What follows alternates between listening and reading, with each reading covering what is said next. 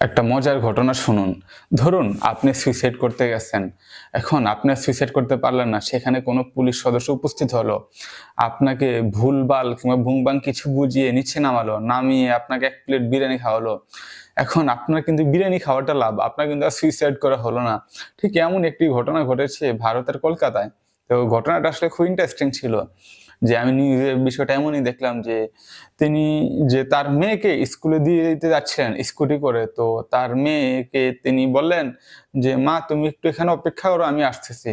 তো তিনি পাশে রেল লাইনের পাশেই কোন এক যে এই ব্রিজের উপরে রেলিং উঠছে। এখন তিনি ঝাঁপিয়ে পড়বেন নদীতে এমন রেলিং বেয়ে, বেয়ে ব্রিজের উপরে উঠছে। এখন কি হবে যে আবার পাশেও ছিল রেল লাইন। এখন যে সে কিভাবে কি করবে বুঝতে পারতেছিল না। তো তার ইচ্ছে যে সে সুইসাইড করবে সেটা হয়তোবা নদীতে পরেই হোক আর রেল লাইনে ঝাঁপ দিয়ে হোক। যেভাবে সুবিধা হয়।